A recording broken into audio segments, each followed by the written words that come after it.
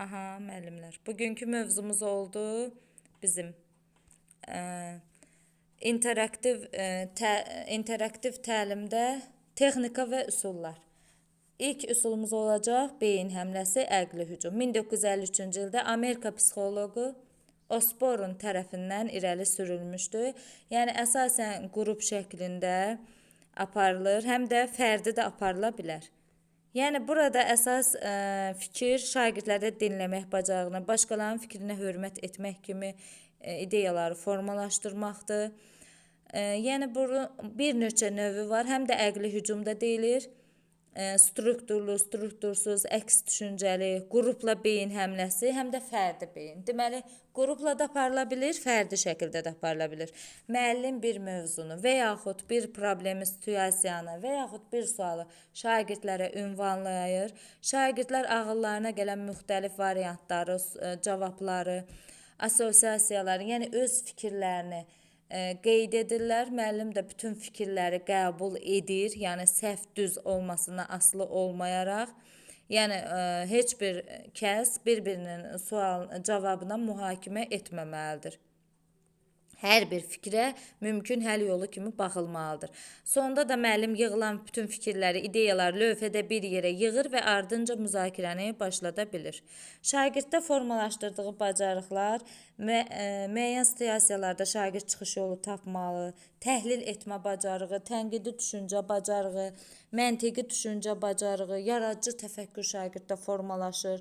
Şagirdlərdə özünə inam hissi, insanlar arasında əlaqə qurmaq, şəxsi ifadə tərzləri istiqamətlənir, müstəqil düşüncə tərzi şagirddə inkişaf etmiş olur. Bir-birlərinə hörmət etmək, fikrinə hörmət etmək, dinləmək bacarığı da şagirdlərdə formalaşır. Müəllimlər, ikinci üsulumuz olacaq Venn və ya Euler-Venn diaqramı. Bununla da çox qarşılaşmısınız fənlərdə müxtəlif tapşırıqları həll edən zaman. Ən çox riyaziyyatda məntiqi məsələlərin, çoxluqla bağlı məsələlərin həlli üçün düşünülür. Ancaq get-gedə tarix, coğrafiya, digər humanitar fənlərdə də Euler-Venn diaqramından istifadə edilir.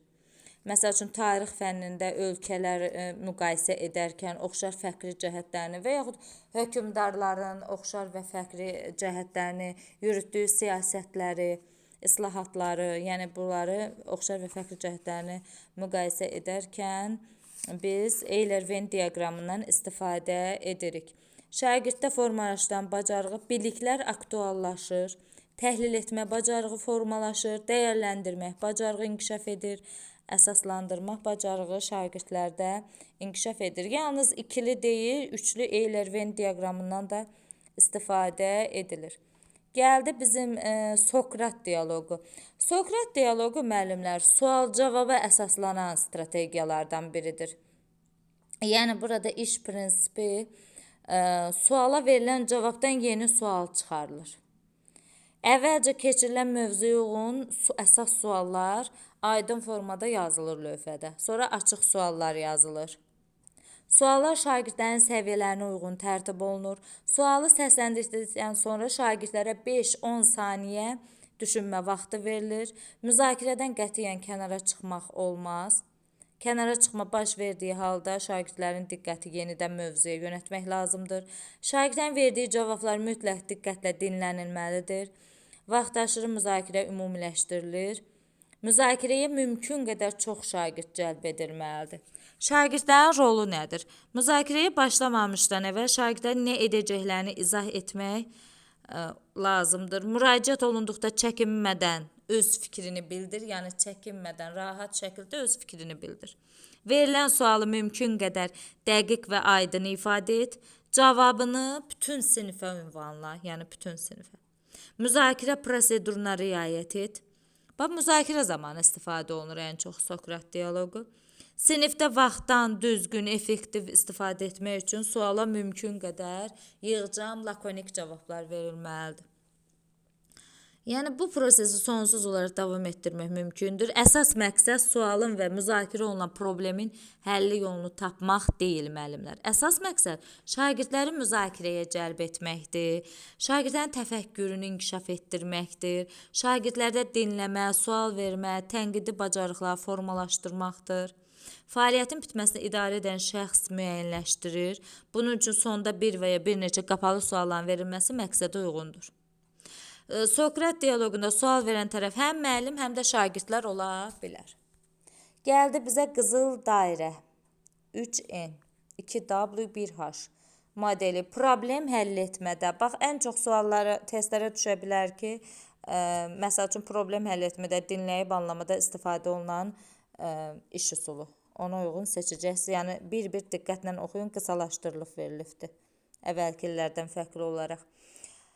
Deməli, qızıl dairə modelindən problem həll etmədə. Nədə? Problem həll etmədə, dinləyib anlamada, oxuyub anlama bacarığının formalaşmasında, layihələrin hazırlanmasında istifadə edilən olduqca səmərəli təlim üsuludur. Bu model ünsiyyət texnikasıdır. Bundan əlavə ideyalarımızı qruplaşdırmaq, sonra kommunikasiya məzmununun strukturunu effektiv şəkildə qurmaq üçün istifadə edilir. Problemi, nitqinizi dəqiq və aydın şəkildə müəyyənləşdirməyə nə edir? Şərait yaradır. Deməli, ən çox ünsiyyət texnikasıdır. Şagirddə formalaşdıran bacarıqlar: oxuyub anlama, fikrini müəyyənləşdirmə, problem həll etmə, məntiqi təfəkkürü genişləndirir. Tənqidi təfəkkürü, yaradıcı təfəkkürü, informasiyanı qəbul etmə və ötürmə. Gəldi proqnozlaşdırma. Yəni adından da göründüyü kimi proqnoz vermək. Bu da ən çox dil ədəbiyyat, Azərbaycan dili dərsində istifadə olunur. Şagirdlərə təxəyyüllərini işə salmağa imkan verən bir üsuldur. Məsəl üçün, hər hansı bir bədii əsəri deyir, öz variantları əsasında davam etdirsinlər. Əsərin adına görə məzmununu müəyyənləşdirir. Sizcə hadisə necə inkişaf edəcək? Bu 9-ların buraxılış imtahanında, elə bütün şagirdlərin Azərbaycan ədəbiyyat dərslərində dinləyib anlama mətnlərində bu cür suallar qoyur ki, hadisə necə inkişaf edəcək? Məsəl üçün, deyə bilər ki, əsərə ad seçin, əsər verilir, hekayə verilir, deyir buna ad seçin. Bax, bu ən çox proqnozlaşdırma üsuluna aiddir. Şagirdlərə təklif etmək olar ki, öz variantlarını qeyd etsinlər, əsər oxunub qurtardıqdan sonra öz fərziyyələrin nə dərəcədə doğru olduğuna baxsınlar. Şagirddə formalaşan bacarıqları: tənqidi, məntiqi, yaradıcı təfəkkür, ən çox təhlil etmək, dəyərləndirmək. Aha. Sonra gəlir, bir dəqiqə müəllimlər. Bu niyə belə gəldi?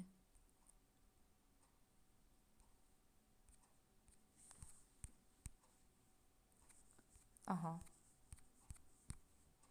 Ziqzaq üsulu. Yəqin ki, çox eşitmisiniz. Ziqzaq üsulu böyük mətnin qısa zaman müddətində şagirdlərə mənimsənilməsi baxımından məqsədə uyğun üsullardan ibarətdir. Şagirdlərdə problem həll etmə bacarığını inkişaf etdirən üsuldur. Deməli, ziqzaq üsulu nədir? Qısa mətnin şagirdlərə tez bir zamanda mənimsətmək üçün istifadə olunan ən effektiv üsullardan biridir. Şagirdlərdə problemi həll etmə bacarığını inkişaf etdirir. Necə tətbiq edilir? Şagirdlər, müəllimlər qruplara bölünür. Doğma qrupları, ana qruplarda deyilir. Aha, 1, 2, 3, 4 yeni formatlı qrup daxilində saymaqla yeni qruplar yaranır. Sonra birlər bir qrupda, ikilər bir, üçlər bir, dördlər bir. Mətn bölünür, arada yəni o qrupların yerini dəyişmək olar. Mətn hissələrə bölünür, mətnin bir hissəsi üzərində iş aparılır, təhlil edilir. Sonra digər doğma qruplara qayıdırlar, doğma qruplar digər qruplara qayıdırlar. Nəticədə yəni o mətn hər bir şagirdə oxunur, işlənilir, paylaşılır və beləliklə tapşırıq yerinə yetirir. Şagirddə formalaşdıran bacarığı nədir? Dinləyib anlama, oxuyub anlama, danışma, təhlil etmə və əməkdaşlıq. Əşya və hadisələr müxtəlif nöqteyi nəzərdən baxmaq. Məsəl üçün, deyək ki, yağış yağır. Yağış yağırsa, misallar çəkeyim bir neçə dənə. Çətir satan sevinir ki, çətirləri neyəcək? Satılacaq. Taksi şoförü sevinir ki, piyadalar, yəni bunun müştəriləri çoxalacaq. Pessimist kədərlənir. Hava tutqun olanda bəzi insanlar kədərli olur. Piyadalar kədərlənir, çünki yağışda islanacaqlar. Bax, bu cür yanaşmalar eyni əşya, hadisə və məsələyə müxtəlif nöqteyi nəzərdən yanaşma. Məsəl üçün, deyək ki, quraqlıq olur, gün çıxır, bəzi adama gün sərf eləmir. Biri deyir ki, yağış yağsaydı, taxıl yaxşı inkişaf eləyərdi. Nə bilim, yağış yağsaydı, hansı quraqlıq olmazdı. Bax bu cür və yaxud yağış yağanda digərlərinə necə təsir edir. Yəni hər kəs bu hadisəyə, təbiət hadisəsinə, hər hansı əşyaya müxtəlif nöqteyi nəzərdən yanaşmasını nümayiş etdirir. Şagirddə formalaşdıran bacarıqları təhlil etmək, vəziyyəti qiymətləndirmək, məntiqi tənqidi təfəkkürün inkişafı və dəyərləndirmək. Aeksion, bayaq da qeyd etdik, dəfələrlə qarşımıza çıxdı. Daha çox ibtidai sinif şagirdləri, bax, testdə bu cür düşə bilər. İbtidai sinif şagirdləri arasında tətbiq edilir. Şagirdlərdə assosiasiya nədir müəllimlər? Söz, çoxlu söz ehtiyatı. Assosiasiya yaratmaq, hər hansı bir əşya və hadisənin xüsusiyyətlərini tapmağa xidmət edir. Mən dedim sizə ki, aeksion başladır deyirik. Bəzi kinolarda bəlkə görmüsünüz, ən çox İngilis, fransız bu kinolarda olur. Fermerlər və yaxud əmlakını satanlar. O şəxslər hər hansı bir qiymətli əşyanı almaz falan və yaxud evini satdığa qoyur. Qiymətləri deyir, axırıncı yüksək məbləği deyən adama, biri deyir 10 manat, məsələn, biri 20, biri 30. Ən yüksək məbləği deyənə nə edir? Həmən əşyanı, əmlakı satır, belə deyək. Burada da yəni cisim və hadisənin müəllim başlayır, adını çəkir. Şagirdlər də onun haqqında müxtəlif fikirlər bildirirlər. Məsələn, kitab, vərəqləri var, isimli, nitq səsi kimi oxumaq üçün bir vasitədir. Leksik, qrammatik xüsusiyyətlərini məsələn şagirdlər sadalaya bilərlər. Ən axırıncı cavab verən şagird oyunun qalibi olur. Təkrar fikirlərə də yol verilməli deyil, bax, yadda saxlayın. Şagirdlərdə formalaşdıran bacarığı əlbəttə assosiasiya yaratmaq, yəni sözləri, söz ehtiyatlarını istifadə etmək, köhnə biliklərdən istifadə etmək, dinləyib anlamaq, cisim və hadisənin xüsusiyyətlərini sadalamaq. Əşyaların qeyri-adi istifadəsi, müəllimlər qarışdırmayın. Bir var, əşya və hadisələr müxtəlif nöqteyi nəzərdən baxılması, bu yağış məsələsini qeyd elədik. Əşyaların qeyri-adi istifadəsi, məsələn, vilkadan nəsə bir başqa cür istifadə etmək demək olar. Görək burada nəyi verir? Bir-iki əşyanı bir yerdə necə istifadə edə bilərsən? Qalusluqdan deyir, təyyarədə oturacaq kəməri kimi istifadə etmək. Hər hansı bir əşyadan başqa cür istifadə etmək. Belə yadda saxlayın. Yəni, çox misal çəkmək olar, ən çox da qadınlara aid misalları indi burada çəkə bilməyəcəm. Elə bax, qalusluqdan təyyarədə oturacaq kəmər kimi istifadə etmək və yaxud biz deyirik, tokka deyirik, kəmər deyirik. O kəmərdən nəsə bir başqa cür istifadə etmək olar. Nə bilim, baş yaylığından başqa cür istifadə. Uşaqları yəlləmək üçün o vaxtı çadıra deyirlər. Çadıra yox, bir dəqiqə kəlağayı. Kəlağayıya körpəni qoyub yellətmək üçün istifadə edirlər. Nəsə də yəni Karandaşdan da saç puruşkası kimi istifadə etmək olar. Olun, saça keçirirlər, bəli. Yəni şagirdlərdə formalaşdıran bacarıqları, bu yaradıcı təfəkkürdə. Çünki nəsə sən Aysaoğlu karandaşdan saç üçün istifadə edirsənsə bir yaradıcılıq elədin də. Yaradıcı təfəkkür, dəyərləndirmə, tənqidi təfəkkür, təhlil etmə bacarığını şagirdlərdə formalaşdırır. Gəldi qərarlar ağacı. Nədir qərarlar ağacı? Problem müəyyənləşir. Beyin həmləsi ilə, bayaq deyirdi ya, əqli hücum, beyin həmləsi. Mümkün həll yolları və ideyalar müəyyənləşir. Həll yollarının, bax, qərarlar ağacı deyəndə müsbət və mənfi tərəfləri yadda saxlayın. Burada belə bir söz var. Həll yollarının müsbət və mənfi tərəfləri müzakirə olunur. Axırda 3 həll yolu saxlanılır. O 3 həll yolundan da, 3 variantdan da yəni reallaşdırma planı cızılır, son həll yolu müəyyənləşir. Qərar axırda qiymətləndirilir və əsaslandırılır. Yəni ki, qərar qəbul etmək bacarığı şagird üçün ən vacib bacarıqlardan biridir. Problemin həlli üçün yollar təklif edilir. Təklif olunan həll yolunun müsbət və mənfi tərəfləri təhlil edilir və axırda ən səmərələsi burada seçilir. Baxın, müsbət, mənfi, bax belə işarələr qoyur.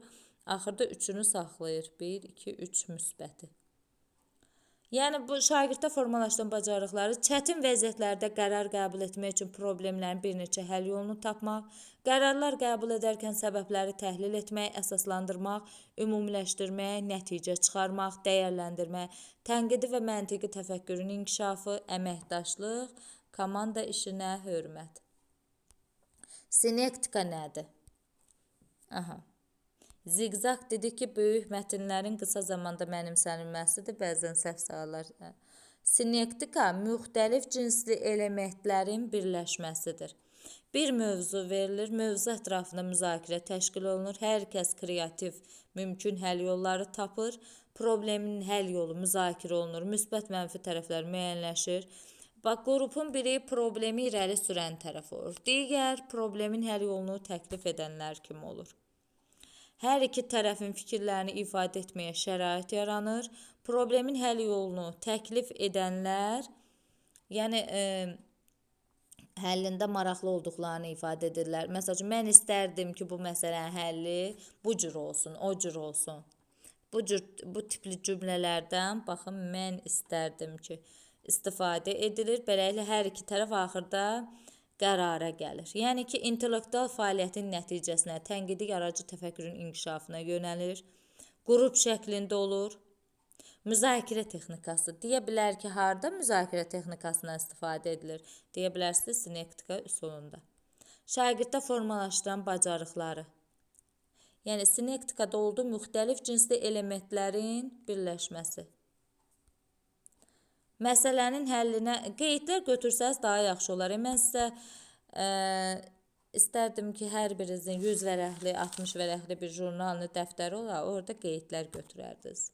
Çünki üsullar çətin bölmədir. Şagirddə formalaşan bacarıqları, məsələnin həllinə yaradıcı yanaşmaq, problemin ən optimal, düzgün yolunu seçmək, fikirlərin interpretasiya olunması, yəni fikirləri özlərinə uyğun, öz sözlərinə uyğun dəyişərək ifadə etmək, başqasının fikrinə hörmət etmək, əsaslandırmaq, tənqidi, məntiqi təfəkkür, yaradıcı təfəkkür, assosiasiyaların, yəni söz ehtiyatlarının yaradılması, bir də dinləmə mədəniyyəti. Nə olardı? Proqnozlaşma. Məsəl üçün deyir ki, günəş çıxmasa nə olardı? Yağış yağmasaydı nə olardı? Yer günəş ətrafında fırlanmasaydı nə olardı? Bax, bu cürdür. Bundan heç çox da düşmür. Fryer modeli. Fryer də elə adına görə söz modelidir. Söz deməkdir fryer. Söz analizi aparmaq, söz ehtiyatı yaratmaq üçün istifadə edilir. Kitabınızda da qısa nələrsə qeyd edin. Fryerin qabağına yazın ki, söz analizi aparmaq, söz ehtiyatını yaratmaq üçün. Aha, birinci sözün tərifini verirsən, vacib xüsusiyyətlərini sadalanır, ona nümunələr göstərilir, qeyri-nümunələr göstərilir. Bu model vasitəsilə şagirdlər hər hansı bir mövzunu, konsepsiyanı anladıqlarına əmin olurlar. Digər sözlərdən fərqləndirə bilirlər. Sözlərin tərif və xüsusiyyətlərini təhlil edirlər. Şagirdlərə Fryer iş vərəqi, baxın, bu cür tətbiq edilir. Seçdiyi konsepsiya onlara təqdim edilir. Onlar bu sözləri nəzərdən keçirir. Daha sonra şagird cütlərinə bu sözlərdən biri seçilib verilir. Onlar bu sözü seçilmiş oxu mətni tərkibində yenidən gözdən keçirirlər. Həmin sözü iş vərəqindəki, baxın, kateqoriyalara uyğun yazırlar. Burada sözlərin və cümlənin təsir gücünü artıran köməkçi nitqisi. Ədat ortada yazıldı mı? Ədatın tərifi verildi. Sözlərin və cümlənin təsir gücünü artıran köməkçi nitqisidir. Digər sözlər də yazıla bilər. Ancaq sən ona kömək edə bilərsə, bax, misal çəkdi ancaq ədatına. Elə mən də belə düşünürdüm. Antonim deyil, sinonim xarakterdir, ayrılıqda leksik mənaya malik deyil, köməkçi nitqisidir, qüvvətləndirici, dəqiqləşdirici, məhdudlaşdırıcı, sual ədatları kimi növləri var. Yəni, istədiyimiz ədatla bağlı izahları burada qeyd edə bilərik. Əvvəlki biliklərlə yeni biliyi əlaqələndirir, təhlil etmək, məntiqi təfəkkürü, əməkdaşlığı artırır. Sinkvey nədir? Bax, bunu sinektika ilə qarışdırmayın. Sinektika müxtəlif cinsli elementlərin birləşməsidir. Müzakirə texnikasında istifadə edilir. Müsbət və mənfi tərəfləri müəyyənləşir. Yəni, müzakirədə ən çox istifadə olunur. Ancaq Cinquein beşlik deməkdir. Bax, piramida şəklindədir. Bayaq da qeyd etmişdim. Az sözlə əsas fikri ifadə edə bilmək bacarığı. Hər hansı bir mətnin sonunda mətnin ideyası, əsas fikrin bir neçə sözlə lakonik, qısa şəkildə ifadə etmək tapşırılır. Əvvəlcə mətnin məzmunu ilə bağlı bir isim, sonra ona aid 2 sifət, sonra 3 feil. Bax, bu cür, bu qaydadadır. Şagirddə formalaşdıran bacarığı ümumiləşmə, fikrin lakonik dəqiq ifadəsi, nəticə çıxarmaq, oxuyub anlamaq kimi prosesləri özündə cəmləşdirir. Gəldi anlayışın çıxarılması, bu da çox rast gəlinən üsullardan biridir. Yəni şagirdlərin bildikləri arasında nə dərəcədə düzgün əlaqə yarada bildiklərini, keçirənlərin necə mənimsədiklərini, anladıqlarını yoxlamaq üçün istifadə olunur. Müxtəlif şəraitdə şəkildə həyata keçirə bilər. Baxın, müəllim bir neçə söz yazır. Baxın, yazıbdır: böyürtkən, çiyələk, qarpız, moruq. Bunlar gilə meyvədir. Ortada onun nə olduğunu. Məsəl üçün, yaza bilər kitab, dəftər, kim, nə, hara, isim yaza bilərik ortada biz ki, bu ismin xüsusiyyətidir. Hərəkət, nə edir, nə etdi, gəzir, oxuyur, oxuyacaq, feil. Belə bax, xüsusiyyətləri yazır, ortada hansına aidsə biz onu yaza bilərik. Əşyalara aid olan bir xüsusiyyəti və yaxud kitabda elmi aid olan bir xüsusiyyətləri yazıb, hansı nitq səsi olmağı, hansı fənnə aid olan xüsusiyyət. Bax, bu cür qeyd eləyə bilərik. Yəni, əlamətlər, xüsusiyyətlər yazılır, ortaq nöqtə tapılır, şagirdlər də qeyd edir. Şagirdlərdə formalaşdıran bacarıq, ümumiləşmə, qruplaşma, assosiasiya yaratmaq, anlayışın çıxarması deyəndə, yəni ortadan nəsə çıxartmaq belə nəzərdə tutun. Məntiqi təfəkkür inkişaf etmək, müstəqil şəkildə anlayış çıxartmaq, nəticə çıxarmaq. Karusel nədir? Bax, bu da çox düşür, yadda saxlayın. Bilgi öyrənməni, yoldaş qiymətləndirməsinə çox rast gəlirsiniz. Cütlərlə işdə də daha çox istifadə oluna bilər. Bilgi öyrənməni, yoldaş qiymətləndirməsini təmin edən iş üsullarından biridir. Qruplarla iş, cütlərlə işdə çox istifadə oluna bilər. Sinifdəki bütün şagirdləri aktiv saxlamağa və dərsə cəlb etməyə, o cümlədən siniflə işdə də istifadə olunur. Şagirdlər qruplara bölünür, sonra tapşırıq verilir. Tapşırıqlar hər qrup tərəfindən yerinə yetiriləndən sonra iş vərəqi digər qrupa ötürülür. Qrup üzvləri onlara ötürülən iş vərəqində onlardan əvvəl yazılmış cavablara baxır. Ehtiyac varsa yazdımı əvvəlki qrup. Sonra bunlara verir, ötürür də. Bunlara ötürən zaman bu qrupda baxır görək nəyi düz yazıblar, nəyi səhv yazıb, düzəliş edirlər. Ehtiyac varsa əlavələr edirlər. Beləliklə, bütün iş vərəqləri karusel kimi ötürülür. Şagirdlərdə formalaşan bacarıqları nədir? Məntiqi tənqidi, təfəkkür, müstəqil düşünmə, ünsiyyət, qarşılıqlı əlaqə, dəyərləndirmə, ümumiləşdirmə. Klaster adından məlum olduğu kimi, bilmirəm, mən əzbər bilirəm nədir? Yəni, üsulu deyən kimi bilirəm nə deməkdir. Şaxələndirmə deməkdir. Yəni, ortaya bir söz yazılır, o sözlə bağlı isim və yaxud sifət yazaq, sifətlə bağlı sözlər şaxələnə gedir. Baxın, mövzu, ədalətli hökm, ana, vətən, müharibə, anaya aid, vətənə aid. Baxın, şaxələnə neynədir? Getdi. Bir mövzu, hadisə, xüsusiyyət haqqında mövcud olan bilikləri aktivləşdirmək üçün istifadə olunur. Mənası şaxələnmədir.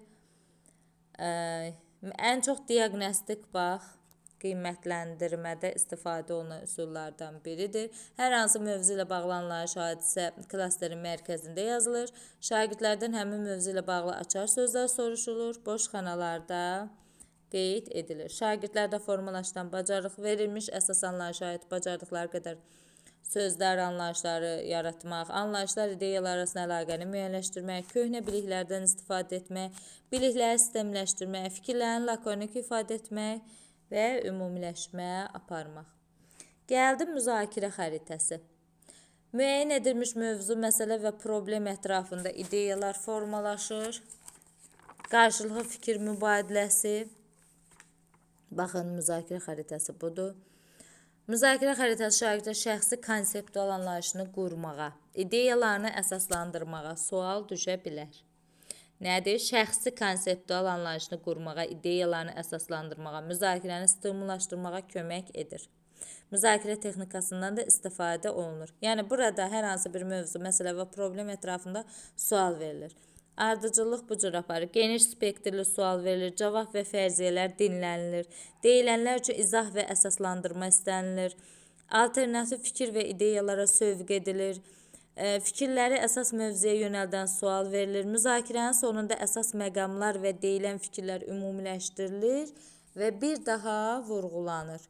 Şagirddə formalaşdırılan bacarığı proqnozlaşma, təhlil etmə, fikri ifadə etmək, nəticə çıxarma, şifahi nitq bacarıqları, dinləmə mədəniyyəti, ümumiləşdirmə. Baxın, Qızıl Gülün adı, mövzu, tarix, Katolik kilsə dini, personajlar, William, Adelmo, məkan, Şimali İtaliya. Baxın, bu cür xəritə şəklində inkişaf edir. Gəldi bildiyimiz üsullardan biri olan BİBÜ. Bilirəm, istəyirəm, bilim və öyrəndim üsulu. Aha.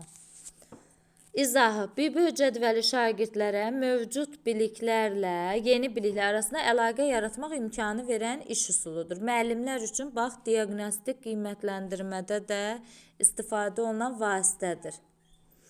Yəni, burada şagirdlərə cədvəl təqdim olunur. Hər hansı mövzu ilə bağlı nə bildikləri soruşulur, birinci sütun doldurulur. Daha nəyi bilmək istərdiniz? Sonda əldə olunan biliklər üçüncü sütunda qeyd edilir. Baxın, bilirəm, istəyirəm, bilim, öyrəndim. Əvvəlki bilik və təcrübə ilə yeni biliklər arasında əlaqə yaradır. Şagirdin düşünməsini optimallaşdırır. Mövzu barədə əvvəlki təcrübəni nəzərdən keçirmək, suallar formalaşdırma. Şagirdlərin köhnə və yeni biliklərin xüsusiyyətlərini bilmək. Gəldi burada. Akvarium üsulu. Nədir akvarium? Akvariumda yoldaş qiymətləndirməsində istifadə olunur. Akvariumda yəni ki, şagirdlər böyük və orta ölçülü qruplara bölünür. Yəni şagird iki qrupa da, iki böyük və kiçik qruplara bölünür. Böyük qrup xarici müşahidəçi dairəni, kiçik qrup daxili müzakirəni aparan dairəni əmələ gətirir. Xarici, yəni çöldə olan dairənin nümayəndələri daxildə baş verənləri, yəni gözdən keçirirlər, göz kontaktı qruplar, yəni digər yoldaşlara imkan verilib-verilmədiyini yoxlayırlar, qiymətləndirirlər. Sonra bir yerə yığılıb refleksiya edirlər. Şagirdlər bu zaman bir-birindən güclü və zəif tərəflərini öyrənə bilərlər. Şagirdlərdə tənqidi, müzakirə bacarığı və yoldaş qiymətləndirmə. Bax, yoldaş qiymətləndirməsinə aid olanlardan biri də budur. Necə tətbiq edilir? Açıq sual verilir. Şagirdlər həmin mətni oxumaq əvvəlcədən tapşırılır. Yəni 4-5 nəfər seçilir. Yəni daxili, xarici qruplara bölünür akvarium şəklində. Xarici dairənin nümayəndələrinə təlimatlar verilir. Danışmayın, müşahidə aparmayın. Fasilitatorluq da edə bilir şagirdlər bir-birinə. Artıq müəllim, yəni fasilitatorluq edir, yəni diqqət yetirir. Artıq şagirdlər fəaliyyəti rahat yerinə yetirirsə, müəllim fasilitatoru şagirdlər arasından seçir. Fasilitator müzakirədə çox iştirak etmir. Onun əsas vəzifəsi suallar verərək müzakirənin davam etməsini təmin etməkdir. Daxili dairədə hər bir şagird üçün fikrini bildirmək imkanı yaradılır. Sonra gəlir instant üzərində iş. Instant üzərində iş nədir? Instant üzərində iş, yəni bu da problem həll etmə bacarığını şagirdlərdə formalaşdırır, şagirdləri real həyata hazırlayır. Qruplar olur, qruplar bölünür, onlara instantlar tətbiq edilir, belə deyək. Şagirdlərdə problem həlli, məntiqi, tənqidi düşüncə, qiymətləndirmə. Yəni desək ki, şagirdləri real həyata hazırlayan, problem həll etmə bacarıqla tətbiq edən üsul deyəcəksiniz ki, instant üzərində işdir. Bir var instant, bir də var insert metodu. İndi onların fərqlərini deyəcəyik. Şagirdlərdə fikir ifadə etmə, əsaslandırmaq bacarığını formalaşdırır. Bir dəqiqə, mən baxım görək yarıya çatmışam. Allah, çatmır. Artıq insertdə dayanacaq. 3-2-1 üsulu. 3-2-1 üsulu nədir? Bax, buna çox rast gəldiniz. Refleksiya zamanı istifadə olunur, deyil müəllimlər? Yadınıza düşdü. Bu üsul müəllimlərə şagirdlərin mövzu barəsində anlama bacarığını, maraqlarını ölçmə imkanı verir. 3-2-1 üsulunun bölüşməsi geniş sinif müzakirələrinin yaranmasına, əvvəlki mövzuların təkrarı baxımından effektivdir. Refleksiya zamanı istifadə olunur. Şagirdlər dərsin mövzusunu mətn təlimatla tanış olurlar. Yəni 3 bildiyin məlumatı yaz, o deməkdir. 2 sənə maraqlı gələn məlumatı yaz. Hələ də sizi maraqlandıran bir sualı yaz. Köhnə bilik və təcrübə ilə yeni biliklər arasında əlaqə yaradır. Qeyd götürmək, sual formalaşdırmaq, münasibət bildirmək kimi prosesləri şagirdlərdə formalaşdırır. Refleksiya zamanı istifadə olunan üsul. Gəldi insert metodu. Insert metodu şagirdlərin təfəkkürünün, mütaliə və təfəkkürün inkişafı üçün qeyd etmə işarələr sistemidir. Yəni dərsi oxumazdan əvvəl, mətni oxumazdan əvvəl şagirdləri cütlərə ayırır. Şagirdlərdən mövzu ilə əlaqədar bildiklərini yazmağı xahiş edir. Yəni ki, şagirdlər bildiklərini siyahıya yazırlar, mətn paylanılır, oxunulur. Yəni şagirdlər həmən mətni oxuduqca səhifənin kənarına işarələr qoyurlar. Məsəl üçün V işarəsi. Əvvəlki bildiklərin məlumatı təsdiq edən informasiyadır. Minus işarəsi. Oxuduğunuz informasiya əvvəllər bildiyinizi inkar edirsə, rast gəldiyiniz informasiya plus işarəsi sizin üçün təzədirsə, haqqında əlavə insert deyəndə yəni işarələr sistemini nəzərdə saxlayın. Bu cədvəl lövhədə çəkilir, hər qrupun yazdığı ora qeyd edilir, ilk məlumatlar oxunduqdan sonra bildikləri müqayisə edilir, müzakirə edilir. Şagirddə formalaşan bacarığı qeyd götürmə, oxuyub anlama, tənqidi və məntiqi təfəkkürü inkişaf etdirir. Bunu da deyim, yekunlaşdırır. 4N1KH nədir bu? Kipling modeli. K-dan kriminal sözünü yadda saxlayın. Yəni, ən çox jurnalistika və kriminologiya sahəsində istifadə olunur. Nədir 4N1KH? 4 dənə N ilə başlayan sual. Nə, niyə, nə vaxt, necə? Bir dənə K ilə. Kim? Harada? H ilə da harada sualı. Bax, nə, niyə, nə vaxt, necə, kim, harada? İngilis dilində də what, who, where, when, who, how, bax bu cür. Bu suallar hər hansı bir işlə bağlı olaraq məlumat toplamaq məqsədi istifadə olunur. Vəziyyəti başa düşmək üçün eyni vaxtda situasiyaya uyğun olaraq müxtəlif suallarla problemin detalları müəyyənləşdirilir. Problem əsasına duran səbəb. Yəni problem var ki, burada kriminologiyada deyirik, jurnalistikada istifadə olunur. Layihələrin hazırlanmasında, tədqiqat prosesində istifadə olunan üsullardır. Suallar elə qurulmalıdır ki, cavabları bəli və xeyir olmasın, ətraflı, açıq cavablar verilsin, həqiqi cavablar üzə çıxarılsın. Bax, bu cürdə burada qeyd ediblər. Üstünlükləri nədir? Yaradıcı düşüncəni aktivləşdirir, yeni fikirlər formalaşır, problemi təhlil etmək, fərqli yanaşmanı nəzərdən keçirir, yeni həll yollarını tapmaqda faydalıdır. Bir işə başlamazdan əvvəl hazırlıq və ya qərar vermə mərhələsində əhəmiyyətlidir. Tədqiqat layihələrində və bir çox problemlərin həllində yaradıcı düşüncəni stimullaşdırır. Müəllimlər, bu qədər. Yaxşı oxuyarsınız bunları. Şagirddə formalaşdan bacarığı da 4N1KH-ın tənqidi təfəkkür, yaradıcı təfəkkür, problem həll etmə, oxuyub anlama, informasiyanı qəbul etmə, ötürmə, əsas fikri müəyyənləşdirmə. Yəni bu mövzuları yaxşı oxuyarsınız inşallah.